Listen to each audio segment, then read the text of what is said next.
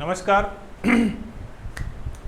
हम लोग मनोविज्ञान की क्लास पढ़ रहे हैं और नेक्स्ट लेक्चर हमारा आईपी पैवलोव का है। तो रेडी हो जाइए, तैयार हो जाइए। सभी लोगों का स्वागत, अभिनंदन।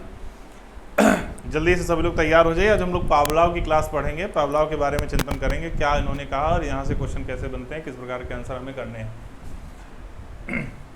अभी तक जो हमने दो सिद्धांत पढ़े हैं पहले, तो वो दो प्रीवियस लेक्चर हमने किसके किसके पढ़ लिए हैं। हमने थॉर्नडाइक पढ़ लिया है और हमने स्किनर पढ़ लिया है। और अब हम पहुंचते हैं इस कड़ी के तीसरे महत्वपूर्ण थिंकर पर, जिनका नाम है आईपी पैवलोव। आईपी पैवलोव कहाँ के निवासी थे, आप सभी लोगों को पता है। ये रूस के निवासी थे। ये रूस के एक बहुत महान जीव वैज्ञानिक थे। इन्हें 1904 में नोबेल पुरस्कार से सम्मानित किया गया था, यानी नोबेल पुरस्कार दिया गया था। और ये बात आपको पता होगी कि नोबेल पुरस्कार जो है, नोबेल पुरस्कार सभी को नहीं मिलता, उन्हीं व्यक्तियों को मिलता है जिन्होंने वास्तव में कोई बहुत बेहतर या बहुत अच्छा काम किया हो। उन्हीं लोगों को नोबेल पुरस्कार दिया जाता है। तो पैवलोव भी एक महान जीव वैज्ञानिक थे जिन्हें नोबेल पुरस्कार दिया गया। और इन्हें नोबेल पुरस्कार दिया गया था पाचन तंत्र पर किए गए शोध के लिए। यानी पाचन तंत्र को लेकर इन्होंने एक शोध किया था, जिसको लेकर इन्हें नोबेल पुरस्कार दिया गया था। और उस शोध कुछ इस प्रकार था कि पैवलोव कहते हैं कि जो भी भोजन हम ग्रहण करते हैं उसका पाचन भोजन ग्रहण करने से पहले ही प्रारंभ हो जाता है।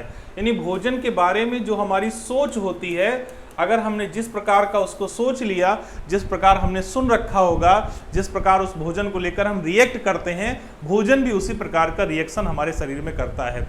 किसी फूड को देखकर हम पहले से विचार कर लेते, भाई ये बहुत नुकसान करेगा, ये ऑयली है, ये फैटी है, तो निश्चित वो नुकसान करेगा।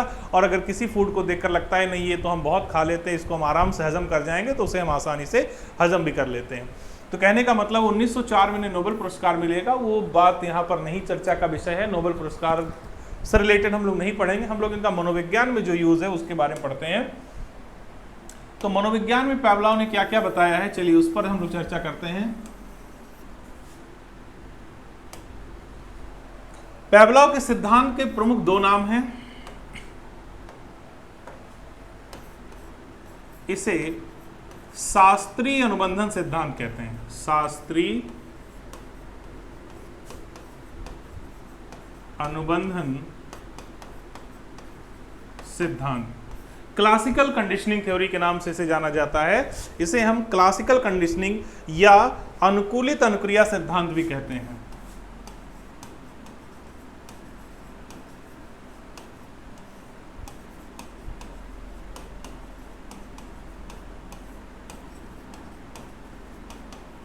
सिद्धांत भी कहते हैं, ठीक है। ये दो नाम है, रूस के मनोवैज्ञानिक थे, 1904 में नोबेल मिला था।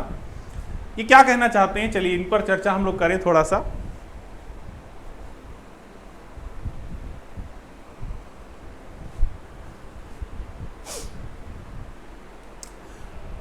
जब हमने आपको थॉर्नडाइक के बारे में पढ़ाया, तो थॉर्नडाइक ने ये बताया कि अधिगम किसे कहते हैं, यानी अधिगम क्या है। जब हमने आपको स्किनर के बारे में पढ़ाया, तो स्किनर ने यह बताया कि अधिगम को बेहतर कैसे किया जाए। अब हम आते हैं पैवलोव पर। तो पैवलोव ये बताते हैं कि जो सीखना होता है, जो अधिगम होता है, वो परिस्थितियों से होता है, सिचुएशन से होता है। कैसे, चलिए इसके बारे में हम लोग चर्चा कर लेते हैं।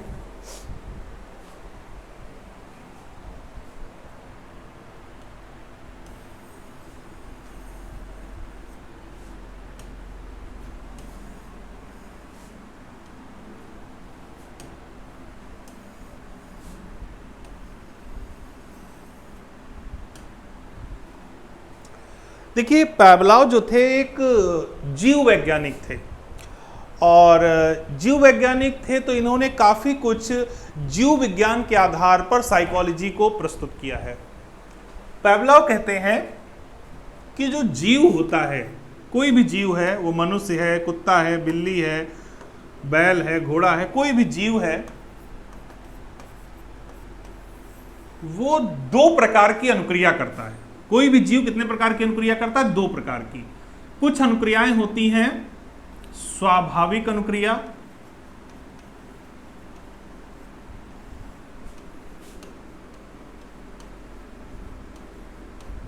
और कुछ होती हैं कृत्रिम अनुक्रिया।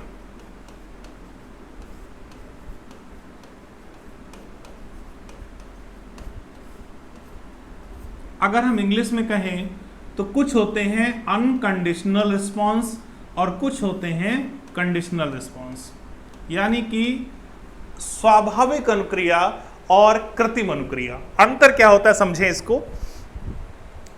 भाई अपने जीवन में बहुत सारी ऐसी चीजें होती हैं हम लोगों के जो हमारे कंट्रोल में नहीं होती, वो अपने आप घटित हो जाती हैं। जैसे अगर आपकी भूख लगी है बहुत तेज और कहीं पर आपने खाने को बनते हुए देखा या उसकी स्मेल आई, तो आपके मुंह में पानी स्वतः आ जाएगा।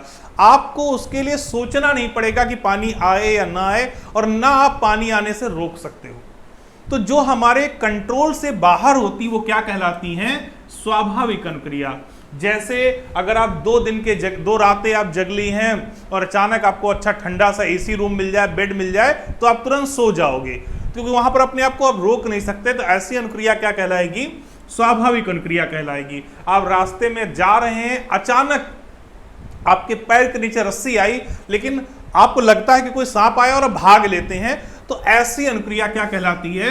स्वाभाविक अनुक्रिया कहलाती है, जो हमारे कंट्रोल के बाहर होती है।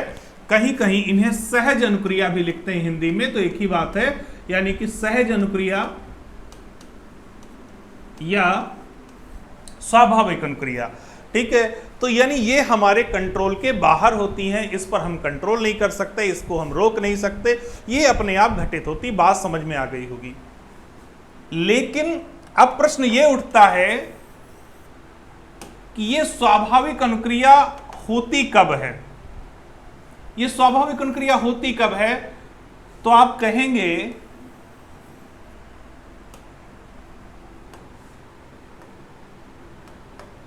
ये स्वाभाविक अनुक्रिया तब होगी जब क्या होगा? स्वाभाविक उद्दीपक होगा।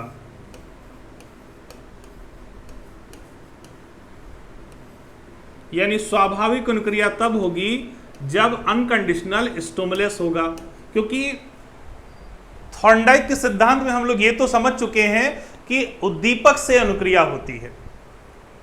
तो स्वाभाविक अनुक्रिया का मतलब, जैसे मैंने कहा, आपने भोजन को देखा और आपके मुंह में लार आ गई, तो मुंह में लार आना क्या है? स्वाभाविक अनुक्रिया है।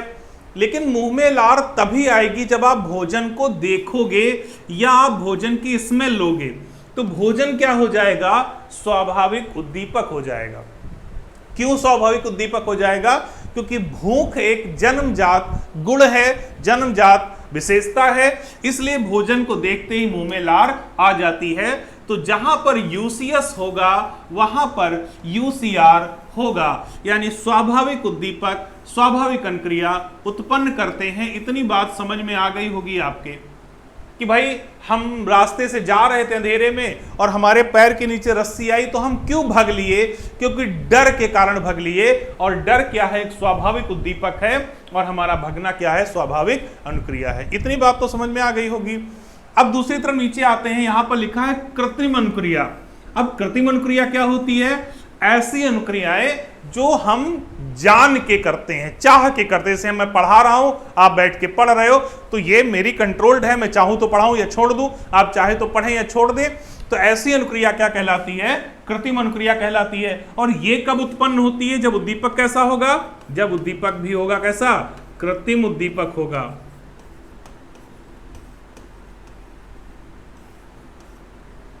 यानी जब कृत्रिम उद्दीपक होगा, कंडीशनल स्टिमुलस होगा, तो कृत्रिम अनुक्रिया होगी।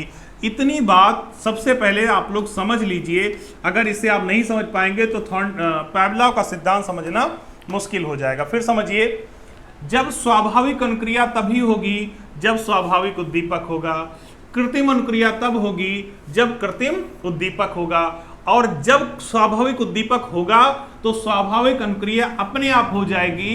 किसी जीव की ये कंट्रोल से बाहर होती है। आप व्रत हो नवरात्र का या कोई भी ऐसा व्रत है और आपने बढ़िया सा खाना देखा, भले आप ना खाओ लेकिन मुंह में पानी तो आ ही जाएगा। कहने का मतलब यह है कि ये अपने आप हो जाता है, इस पर आपका कंट्रोल नहीं है। तो जहां हमारा कंट्रोल नहीं होता वो स्वाभाविक अनुक्रिया, और जो हमारे कंट्रोल में होती है वो जो है कृत्रिम अनुक्रिया, और इनके पीछे जो उद्दीपक होते हैं वो स्वाभाविक उद्दीपक और कृत्रिम उद्दीपक। इतनी बात तो हमारी समझ में आ गई। अब यहां से शुरू होता है पावलोव का सिद्धांत। पावलोव कहते हैं अगर किसी परिस्थिति के कारण कोई ऐसी कंडीशन बन जाए कि स्वाभाविक उद्दीपक और कृत्रिम उद्दीपक एक साथ प्रस्तुत किए जाएं, ये आपस में जुड़ जाएं, स्वाभाविक उद्दीपक और कृत्रिम उद्दीपक एक साथ जुड़ जाएं, तो कृत्रिम उद्दीपक के द्वारा स्वाभाविक अनुक्रिया बदली जा सकती है, कृत्रिम उद्दीपक के द्वारा स्वाभाविक अनुक्रिया बदली जा सकती है। शायद आपकी बात समझ में ना आई हो, लेकिन हम आपको लगभग 5 उदाहरण देंगे और गारंटी है उसके बाद आपकी समझ में आ जाएगा। सबसे पहला उदाहरण हम देते हैं, पावलोव के बहुत प्रिय मित्र थे, नाम था वॉटसन। क्या नाम था? वॉटसन।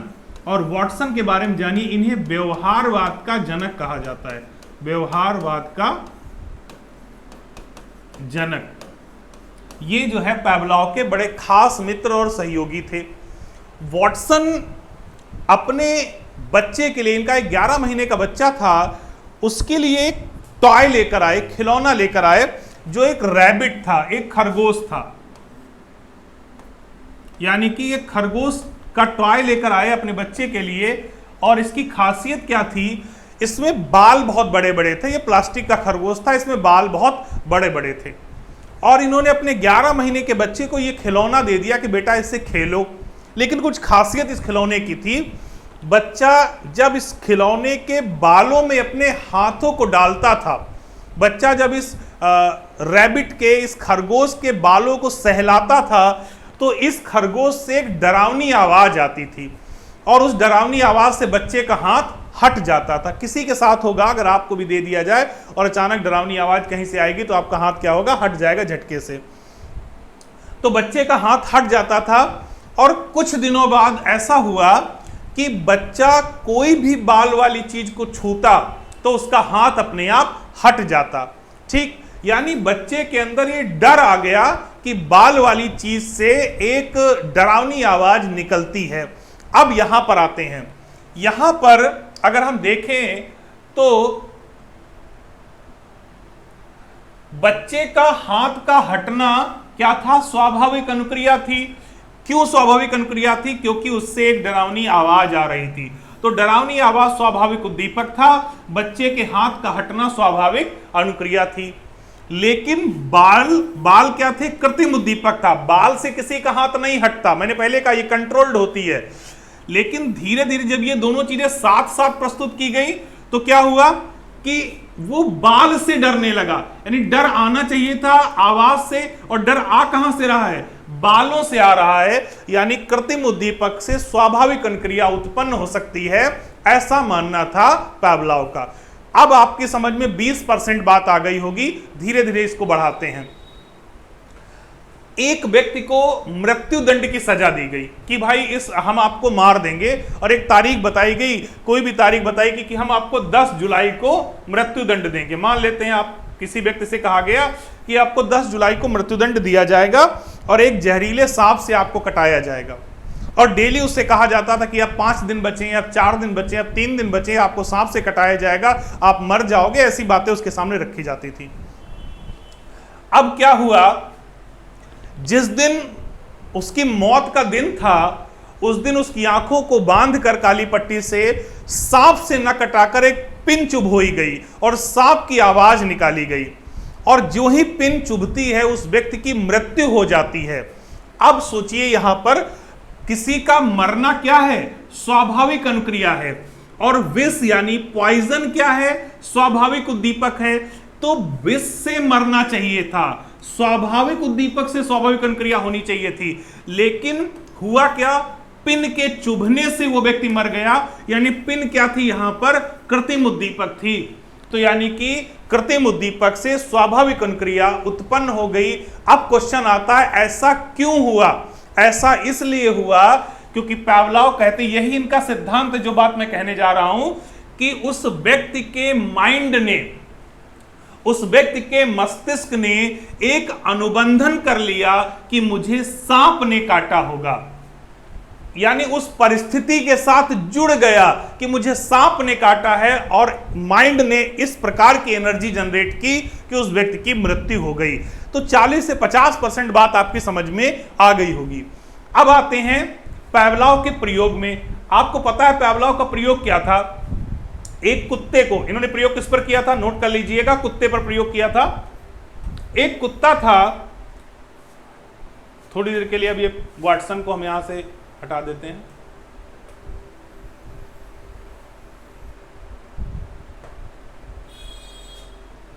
एक कुत्ता था, कुत्ते के गले में ऑपरेशन के द्वारा एक नली लगाई गई और नली को एक बाहर रखा गया। कुत्ते को एक निश्चित समय पर भोजन दिया जाता था, और जो ही भोजन कुत्ता देखता था उसके मुंह में ढेर सारी लार आ जाती थी, जो नली से बाहर निकल जाती थी, दिखाई पड़ता था कि लार आ गई। लेकिन क्या होता था, उसी समय एक घंटी की आवाज की जाती थी, यानी कि जब कुत्ते को भोजन दिया जाता था तो पावलोव क्या करते थे, एक घंटी बजा देते थे। यही प्रक्रिया रोज होती रही। जब कुत्ते को भोजन दिया जाता, एक घंटी बजती, कुत्ते को भोजन दिया जाता, घंटी बजती। कुछ दिन बाद क्या हुआ कि केवल घंटी बजाई गई और कुत्ते के मुंह में लार आ गई।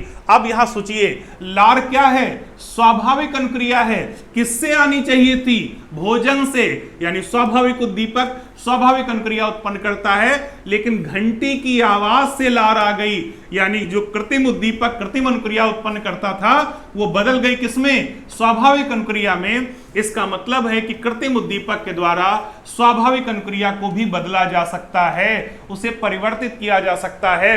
अब बात 60, 70, 80% समझ में आ गई होगी।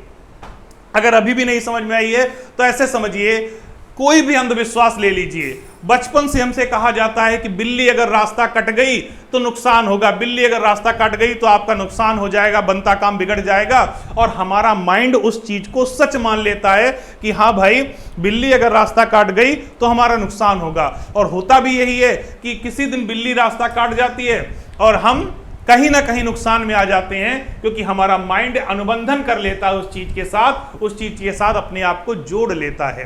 तो एक बार माइंड किसी चीज के साथ अनुबंधित हो जाए, प्रतिक्रिया उसी प्रकार की होने लगती है। भूत प्रेत अंधविश्वास केवल और केवल अनुबंधन का परिणाम है। जब बचपन से हमसे कहा जाता कि अंधेरे में भूत होता, अंधेरे में भूत होता, अंधेरे में भूत होता, और भूत अकेले होता, इस प्रकार का होता है, तो वो एक इमेज हमारे मन में बन जाती है कि हाँ भूत होता है, अंधेरे में होता है, इस प्रकार का होता है। और जब हम अंधेरे में जाते हैं तो हमें भूत दिखाई भी देता है, हम उससे बात भी करते हैं। ये सारी चीजें क्या हैं, ये मात्र अनुबंधन का परिणाम है और कुछ नहीं। जिस प्रकार की परिस्थितियों से हम जुड़ जाते हैं, अपने माइंड को जोड़ लेते हैं, चीजें उसी प्रकार से होने लगती हैं, चीजें उसी प्रकार से होने लगती हैं। ठीक है, कोई भक्ति करता है, भगवान से बहुत ज्यादा जुड़ जाता है, और फिर क्या होता है, भगवान उसके ऊपर आ जाते हैं, कहते हैं हम हनुमान जी हैं, हम दुर्गा माता हैं। तो ये क्या है, ये केवल और केवल अनुबंधन है, यानी उसके माइंड ने उस चीज के साथ अपने आप को इतना ज्यादा जोड़ लिया है कि उसी के तरीके से चीजें होने लगी हैं। आपने भूल भुलैया मूवी देखी होगी, उसमें इसी का सबसे अच्छा एग्जांपल बताया गया है कि जो लड़की बंगाली भी नहीं बोलती, बंगाली के नाचने लगती है, बोलने लगती है, क्यों, क्योंकि उसने अपने आप को उस परिस्थिति के साथ जोड़ लिया कि मैं मंजूलिका हूं और यहाँ के राजा ने मेरे साथ गलत किया है, और उसी तरीके का रिस्पॉन्स होने लगता है। तो भूत प्रेत अंधविश्वास, बिल्ली का रास्ता काटना, ये करना वो करना, हमारे जीवन में ये सारी चीजें जो होती हैं ये केवल और केवल अनुबंधन के कारण होती हैं। आप कोई मेडिसिन लीजिए और उस मेडिसिन को खाने से पहले 500 लोग आपसे कहें ये मेडिसिन बेकार है, इससे कोई फायदा नहीं होगा, आप उसे खा लो, निश्चित आपको फायदा नहीं होगा। और कोई मेडिसिन बिल्कुल बेकार हो लेकिन काफी लोगों ने कह रखा हो इसको खाने से फायदा होता है, इसको खाने से फायदा होता है, आप उसे लेंगे तो निश्चित आपको फायदा होगा, क्योंकि आपका माइंड अनुबंधन कर चुका है उसके साथ में, उसके साथ में चीजों को एसोसिएट कर चुका है, इतना ज्यादा कंडीशन उसके साथ बन चुकी है कि उसी तरीके का रिस्पांस होने लगता है। तो अब आपकी काफी हद तक समझ में बात आ गई होगी कि हम परिस्थितियों से जुड़कर सीखते हैं। जिस तरीके की परिस्थितियों में हमें रखा जाता है, हम उन्हीं प्रकार की परिस्थितियों में सीख पाते हैं। हम बचपन से स्कूल जाते हैं तो हमें स्कूल में ज़्यादा बेहतर सीखने को मिलता है। स्कूल जैसी परिस्थितियां मिल जाए तो हम जल्दी सीख लेंगे, लेकिन अगर हमें पिक्चर हॉल में बैठा के सिखाया जाए तो उतना अच्छा नहीं सीख पाएंगे, क्योंकि हम परिस्थितियों से जुड़कर सीखते हैं। परिस्थितियां सीखने के लिए जिम्मेदार होती हैं। यही सिद्धांत आईपी पावलोव का जो मैंने बताने की कोशिश की। आई होप आपकी बात समझ में आ गई होगी। इसका शिक्षा में प्रयोग देखें जो महत्वपूर्ण है, पावलोव के सिद्धांत का शिक्षा में प्रयोग।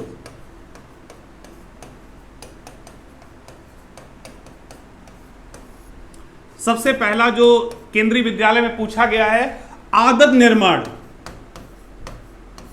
आदत निर्माण, हैबिट फॉर्मेशन के लिए। वही हमारी आपकी जीवन की जितनी सब लोगों की आदतें हैं वो अनुबंधन के कारण आई हैं। जिस परिस्थिति में हमें रखा गया वैसी आदतें आ जाती हैं। घर में पापा भाई सभी लोग शराब पीते हो, डेली शराब पी के सब एक दूसरे से बात करते हो, तो निश्चित हम लोग शराब पीने लगेंगे, क्योंकि उसी परिस्थिति से जुड़ जाते हैं। जब बच्चा बचपन से क्रिकेट खेलते देखता है क्रिकेट के बारे में, तो आगे चलकर उसका इंटरेस्ट क्रिकेट में हो जाता है। तो आदतें कैसे बनती हैं? आदतें बनती हैं कंडीशनिंग के द्वारा, अनुबंधन के द्वारा। इसके अलावा लेखन कला, लेखन कला के विकास के लिए, यह भी सवाल पूछा गया है। अगर हम लेखन कला को विकसित करना चाहते हैं कि हमारी राइटिंग स्किल अच्छी हो, तो बचपन से हमें कैसे बताया जाता है? मैडम एक ए बना देती हैं और हमको नीचे ढेर सारे ए बनवाए जाते हैं, और एक बार हम परिस्थिति से जुड़ जाते हैं, फिर जो ही कोई बोलता है ए तो तुरंत हम ए बना देते हैं। हमारे माइंड में कोई चीज आती, हाथ अपने आप लिखने लगते हैं। यानी हम उस परिस्थिति के साथ इस प्रकार जुड़ते हैं कि रिस्पॉन्स भी उसी प्रकार के होने लगते हैं। इसके अलावा अंधविश्वास,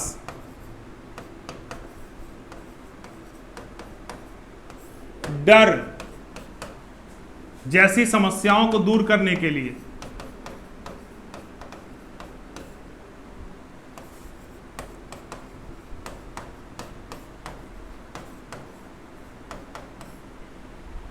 यानी अंधविश्वास, डर जैसी समस्या को दूर करने के लिए हम किसका प्रयोग करते हैं? पावलोव के सिद्धांत का। अच्छा नागरिक बनने के लिए या समाजीकरण करने के लिए, अच्छा नागरिक या समाजीकरण किसके द्वारा होगा? पावलोव के सिद्धांत के द्वारा। तो पावलोव का सिद्धांत मुख्य रूप से बच्चों में आदतों के निर्माण को लेकर है कि बच्चों में आदतें कैसी आती हैं। तो बच्चों में आदतें आती परिस्थितियों के साथ। हम बच्चे को जिस परिस्थिति में रखते हैं, जिस प्रकार की कहानियां सुनाते हैं, जिस प्रकार के चीजों के साथ बच्चे को हम जोड़ते हैं, बच्चा उसी प्रकार की आदतों के साथ जुड़ जाता है। पावलोव का सिद्धांत अभी हमने पढ़ा, एक चीज छूट गई उसमें, जो पावलोव ने प्रयोग किया था, उस प्रयोग में क्या था? अभी मैंने बताया कुत्ता आया था, कुत्ते के गले में ऑपरेशन किया गया, ऑपरेशन में एक नली लगाई गई और एक निश्चित समय पर भोजन दिया जाता था। भोजन को देखकर कुत्ते के मुंह में लार आ जाती थी। तो भोजन जो था वो क्या था? भोजन था वहां पर स्वाभाविक उद्दीपक।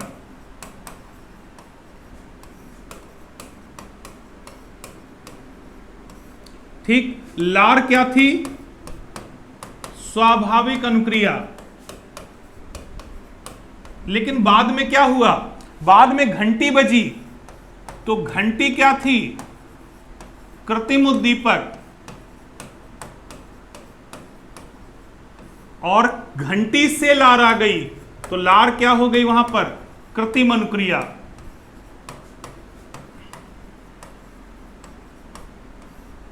अब यहां आप कह सकते हैं कि सर लार को आपने यहां स्वाभाविक उद्दीपक में भी लिखा है और लार को आपने कृत्रिम उद्दीपक में भी लिखा है। तो बिल्कुल सही बात लिखी हुई है भाई। ये चीजें तो आपको पहले से पता है कि जब हम भोजन देखेंगे तो लार आएगी, क्योंकि जहां स्वाभाविक उद्दीपक होगा वहां पर स्वाभाविक अनुक्रिया होगी। लेकिन घंटी से कभी लार नहीं आती। लेकिन धीरे धीरे क्या हुआ, जब भोजन के साथ घंटी जुड़ गई तो घंटी बजने से लार आ गई। तो लार को यहां पर स्वाभाविक अनुक्रिया लिखना चाहिए था, कृत्रिम क्यों लिखा? वो इसलिए लिखा क्योंकि यहां विलोपन का नियम काम करता है। कुछ दिन तक घंटी बजती और भोजन नहीं आता तो उस कुत्ते के मुंह में लार आना बंद हो जाती। यानी आपसे कहा जाए उस कमरे में भूत है मत जाना, आप 4-5 बार जाओ और भूत आपको ना मिले तो आपका डरना अपने आप समाप्त हो जाएगा, यानी कि विलोपित हो जाएगा। इसलिए कृत्रिम अनुक्रिया लिखी गई और इसका जो फॉर्मूला बनता है, एक बार पूछा गया है, वो है यूसीएस, यूसीआर, सीएस और सीआर। इस फॉर्मूले पर पावलोव का सिद्धांत काम करता है। स्वाभाविक उद्दीपक, स्वाभाविक अनुक्रिया, कृत्रिम उद्दीपक, कृत्रिम अनुक्रिया, ये था पावलोव का सिद्धांत। अब यहां से कौन कौन से सवाल बन सकते हैं? तो सबसे पहले तो इसका नाम आपको पता है, शास्त्रीय अनुबंधन सिद्धांत इसका नाम है। पावलोव कहाँ के निवासी थे? रूस के निवासी थे। पावलोव ने कौन सा सिद्धांत दिया है? तो पावलोव ने शास्त्रीय अनुबंधन का सिद्धांत दिया है। ये किस काम आता है? बच्चों में आदत निर्माण, बच्चों में डर, अंधविश्वास दूर करने के लिए, लेखन कला को सुधारने के लिए। प्रयोग किस पर किया था? तो प्रयोग किया था कुत्ते के ऊपर। उस प्रयोग में भोजन क्या था? स्वाभाविक उद्दीपक, लार क्या थी? कृत्रिम उद्दीपक, स्वाभाविक अनुक्रिया, घंटी क्या थी? कृत्रिम उद्दीपक, लार क्या थी? कृत्रिम अनुक्रिया, और फॉर्मूला बनता है यूसीएस, यूसीआर, सीएस, सीआर। इससे ज्यादा आपकी परीक्षाओं में यहां से नहीं बनेगा। अगर और भी ज्यादा पूछा जाता है तो आप बता सकते हैं 1904 में इन्हें नोबेल मिला था, वो था इनका जो है पाचन तंत्र के ऊपर। इनकी बुक का नाम है कंडीशन रिफ्लेक्सेस।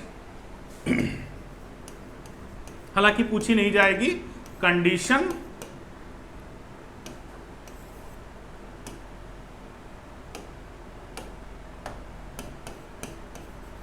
रिफ्लेक्सेस, यानी कंडीशन रिफ्लेक्सेस नामक किताब में इन्होंने इसके बारे में बताया।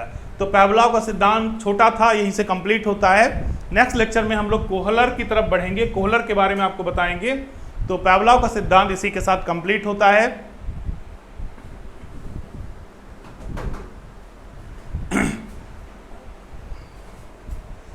आप लोगों का बहुत बहुत धन्यवाद।